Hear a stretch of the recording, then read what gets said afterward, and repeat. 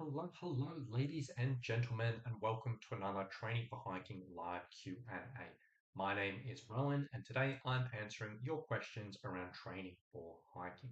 Now, as always, the way these streams work is anyone who is watching live, if you do have any particular questions, you can post up in the chat. I'm happy to answer. On top of that, I've had a couple of questions sent through to me prior to this, which I'm going to be working through. It's going to be a relatively short stream today, probably only about 20 minutes or so. I've just had a couple of questions sent through prior to this, and I've got a little stuff I've got to do at midday. But what we're going to be covering is we're going to be going over the topic of rehab versus performance, and we're also going to talk a little bit about foot conditioning. So to start with, let's talk about rehab versus performance. Now, the question was, hi Rowan, I got some bad knee pain a few months ago from hiking. I've spent the last 8 weeks working with a physio to help improve it.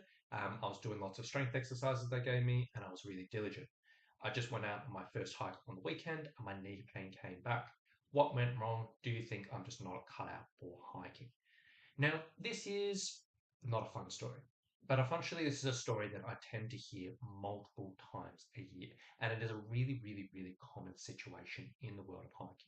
In the sense, we go out hiking, we get into pain, we get told, hey, let's stop hiking while we're going through a bit of a rehab process. We're feeling really good, and then we get back out on the trail, and lo and behold, the pain comes back. And essentially, the whole idea around what happens here is what we call the gap between rehab and performance. In the sense that if we are dealing with pain, in the early onset of pain, it's usually the best idea to work with a physio, a physical therapist, podiatrist, whatever it may be. They are our first point of call with this type of stuff, and they are very good, or tend to be very good, about getting us back to being comfortable for everyday life. Getting us back to being in this position where we're not in pain all the time, we're not hobbling around, where we can get through day to day, we can go to work, we can go to sleep, we can feel pretty comfortable. That's kind of what they're really good at. But unfortunately, as a hiker, there can be a little bit of a difference between the demands of everyday life and the demands of hiking. Because obviously hiking involves you being out on the trail for multiple hours in a row. It involves you going up and down hills. It involves you carrying a pack on your back, whether it's a day pack or a full pack or anything in between. It involves unstable terrain. It involves a bunch of different things. And there's all these different challenges that we are faced with when we're hiking that's a little bit different than everyday life. And some physios, we won't even have that conversation. They will be just like, hey, you know what? I've got pain, deal with it, whatever it may be. And they won't really think about hiking at all. Some other physios or physical therapists, like sometimes you say, hey, I want to be hiking, but maybe they're a sports physio or something like that. And maybe the usual people they work with are runners or, team sports or whatever it may be. And a lot of people, unfortunately, have the opinion that hiking is just walking.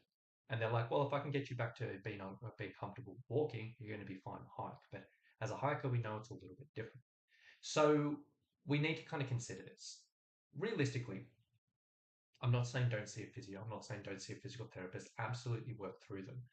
But after you go through your initial rehab period, so when the pain is flared up, when things are really uncomfortable, once you kind of got back to being relatively comfortable day to day, that's when we want to begin to think about how we can bridge this gap between what we're doing right now for our general day to day and our general rehab and what you actually need to be ready for a trail. So, what I mean by this is basically thinking about hiking. What are the specific demands of hiking we need to be ready for? Uphills, downhills, rough terrain, or whatever it may be. So on the strength side of things, if you're just doing the basic exercises that we often do through physio, doing some clams and bodyweight squats, step ups, that type of stuff, that's all well and good to a point. But we want to think about, okay, how can we progress them as it's comfortable to do something that's going to be a bit more challenging and kind of challenge the body in a way that may be similar to the demands of trail. So, for example, we may do like a step down. Um, Let me pull this up and just sort of show it. I'm sure everyone who follows me knows what a step down is because I talk about it all the time, but I'll pull this up either way. Step down. And it may be doing something like this, where basically we're on one leg, we're slowly lowering ourselves off a step, and basically just teaching the body to slowly lower this. Now, this in itself is a really useful exercise for hikers because it teaches the knees, it teaches the body to sustain that force and slowly come down. So we can think that is a nice way of progressing things. Or we can sort of look at glute bridges and slowly build up to single leg glute bridges or whatever it may be. But just making sure we're just not stuck at this really, really basic levels of strengthening, but we slowly but surely progress. Now, on top of that, in conjunction, we do also want to think about how can we actually expose the body to the specific demands of hiking in a way that's controlled, in a way that isn't going to throw you in the deep end and absolutely flare things up, but in a way that you can do it gradually. So this is where our hiking specific conditioning comes in. So you may start in the initial stages. Your physio may say, I don't really want you doing any hiking. I don't want you really want to do anything too crazy, which is fair enough. So you may start just been doing some gentle walking, just stretching the legs out, getting that used to. You may do that for a couple of weeks and then think, okay, let's introduce a bit of pack weight. It doesn't have to be super heavy, but you can start loading up the body, loading up the knees on the flat with something that's very, very similar to what you're exposed to when you're hiking. You can start adding a bit of pack and maybe spend a few weeks building that up. Then you might be like, okay, I feel like my knees kind of feeling okay. And then we can introduce a bit of elevation. You might find a set of stairs or set of hills, and just spend a small amount of time going up and down in a very controlled way. And this is basically exposing the knees, exposing the body to the specific demands you're faced on the trail, teaching it to strengthen up and get used to it. Then you may do a few weeks of that and be like, okay, cool. Now I'll do some loaded elevation. I'm going to do this, but I'm going to introduce a bit of pack weight. So again, I introduce a bit more challenge. And as you can see, this goes from just basic cardio, which may be getting us ready for day-to-day life in this walking situation, but step by step by step, we make it a little bit harder, a little bit harder, a little bit harder, and a little bit more demanding for hiking. And then hiking, realistically, I would, I really do hate when people sort of health professionals say, hey, you've got pain, you're not allowed to hike for like 8 weeks, or you're not allowed to hike for 12 weeks, or whatever it may be. It's really, really, really annoying. Realistically, aside from really worst case scenarios, if you're not coming out of surgery or whatever it may be, you should be able to do some type of hiking during your rehab process because hiking, there's many different ways you can approach this. There's many different ways you can pull this back. And you may not be able to do your normal type of hiking, whatever's normal for you, but you'll probably do something. In the sense of like in this type of situation, maybe before you got hurt, you were hiking 5 to 6 hours. That was your normal day hike. Maybe you have that injury, you see the physio, whatever it may be. Maybe in the first couple of weeks, yeah, you don't do any hiking because the knee's uncomfortable, the knee's sore, or whatever it may be. But then you kind of through that point where you're like, well, the knee's feeling a bit better. Maybe the next couple of weeks you can do just like 1 to 2 hours of hiking. So nowhere near what you were doing before. It might be completely flat. It might be really, really gentle, but it may much be manageable. And then the next couple of weeks, you could bump that up and do like 2 to 3 hours of hiking or whatever it may be. And essentially just gradually ease yourself back in. So as opposed to going in this situation where I've done 8 weeks and I've done no hiking, then all of a sudden I jump back up to 5 to 6 hours, that can be a bit of a surprise for the body.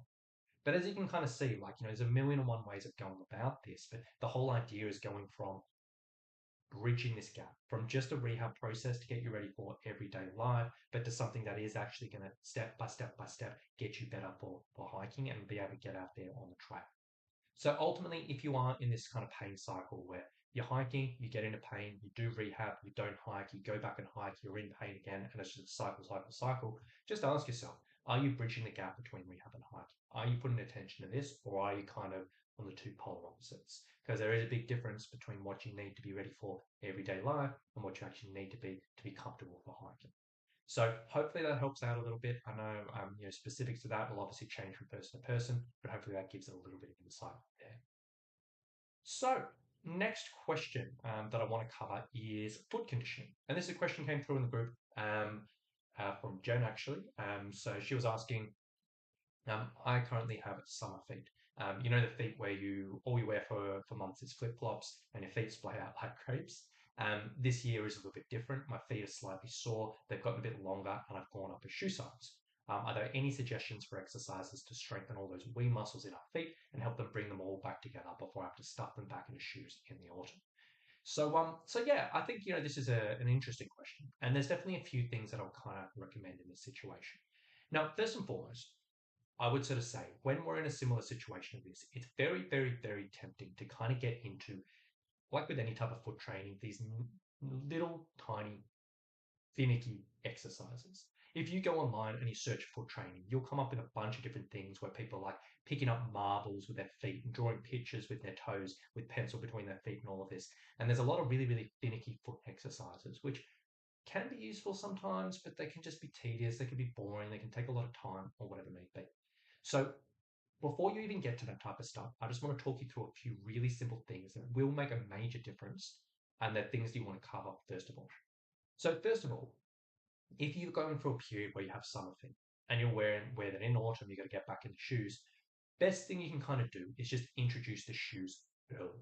So not waiting till autumn, but actually just seeing if you can get a few walks in wearing those shoes to slowly introduce the feet to that kind of feeling again, to slowly introduce the feet to that sort of like compression or whatever it is.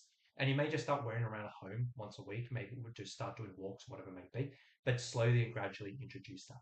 Because if you're aware that your feet are a little bit sore already and the feet have changed a little bit, then that change into introducing the shoes, it's probably going to take a little while for the feet to adapt. So we want to get that in early. So before you even start anything, making sure in the feet, start exposing some walking, getting into that. Now, the second thing is what we call general conditioning for the feet.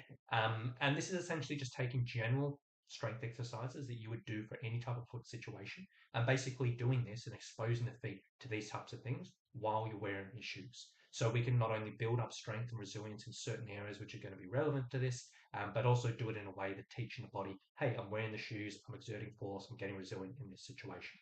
So, for example, it may be a case of doing some calf raises. Calf raises is always going to be number one priority for helping the feet. But doing these in your shoes. So you may start doing, single leg calf raises and just start working through this. In this version, I'm wearing barefoot, but in your situation, you've got those shoes you're going to be walking in and start practicing this. Just so the feet can adapt to that force with the shoes on. So the calves can actually adapt to how your feet move while wearing the shoes, and you can build up strength in that around it.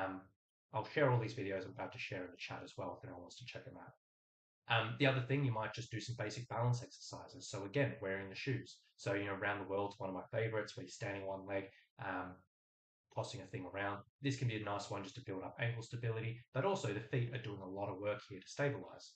Now, again, in this situation, maybe you'll do this wearing your shoes as opposed to being barefoot, so the body can get used to kind of wearing the shoes and that type of compression.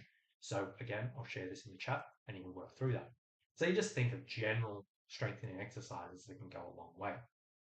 And then into specifics of what may be worthwhile exploring here. If you're doing all of that, a few other bits and pieces. Jen, I know I'm going to share some foot drills. Jen, specifically, I know you've seen these drills before. This is more for other people who haven't seen it before. But a few simple foot drills which cover a lot of bases in regards to feet. I've got a 4 little exercise routine. Number one is doing something like this, where you're basically on barefoot, pulling the feet up and just walking, walking, walking. For these ones, you would do barefoot. And basically what we're doing is just pulling the feet up and just walking back and forth. The idea behind this is it teaches the muscles to strengthen up in this particular way. That's number one. Number two, you can do where basically we're rolling our feet on the outside. So this just strengthens up slightly different muscles. Again, step, step, step, step, step forward, step, step, step, step, step back, and work through that. Very, very simple. Next one is kind of doing the opposite of that, where we basically roll our feet in and we're doing the same thing, step, step, step forward, step, step, step back, and strengthening up that. And then the final one is a little bit trickier, but basically we're up on our toes, and what we're doing is bringing our toes up and down, up and down, up and down.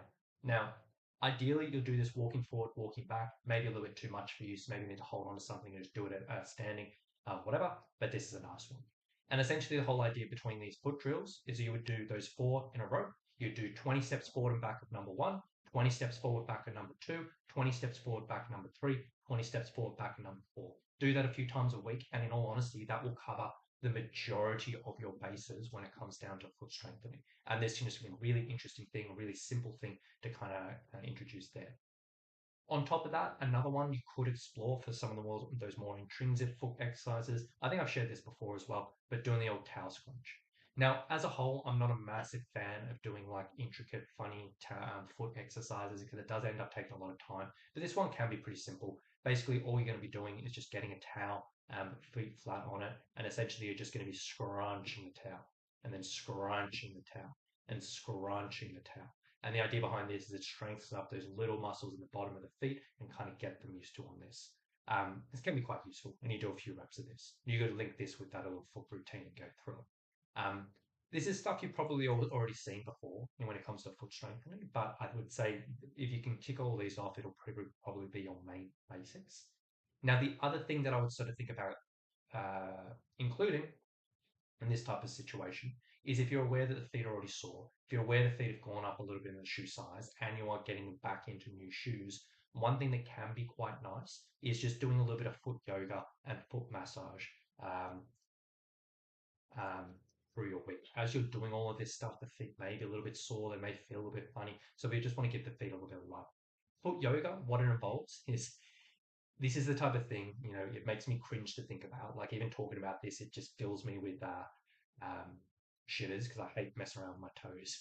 Essentially, what you do is you get your hand with your toes, do like that. So the fingers are going through your toes like this. I'm doing two hands, but through your toes. And essentially, all you're doing is you're basically just bringing it through different ranges of motion. You get your toe foot, bring it around that. You get your foot doing these ones. You get your foot doing circles. And the idea behind this is you have your fingers in between those toes, open that up a little bit, and just go through different ranges of motion, different movements. This can be quite nice when you basically just got different things going on in the feet. The feet are just getting used to different movements. Can be quite nice. On top of that, doing a little bit of foot massage. So basically just getting a little bit of moisturizer, getting some cream, and just kind of working into the bottom of your feet, working into the top of your feet. You don't need to be too aggressive with this, but it's just giving it a little bit of love. Alternatively, you can get like a ball and just do the typical ball rolling, or whatever it may be. So the idea behind this is the specific exposure. Exposure will just get you used to shoes. The general conditioning will teach the legs to strengthen up while wearing the shoes. The specific conditioning drills will help build those smaller muscles, and then the foot yoga massage will just help give it a little bit of love and help everything feel a bit more comfortable. So hopefully that gives a few ideas. I know you probably already got seen these ideas before, but I would sort of say that's the main stuff that I would recommend, which will make the majority of the difference. So with that being said, I think that's everything I've done today. As I said, today's going to be a little bit of a shorter one. I've just got a few bits and pieces I've got to work through, but hopefully that is helpful and hopefully that is interesting. So anyone who is watching in the future, if you did have any follow-up questions from this, or any questions you want me to cover in the future, feel free to reach out, let me know, and I'll go with it. But aside from that, I hope everyone has a lovely day. Hope everyone has a lovely weekend.